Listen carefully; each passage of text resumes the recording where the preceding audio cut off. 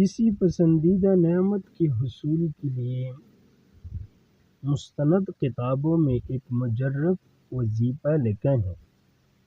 وظیفہ ایک آیت کریمہ ہے۔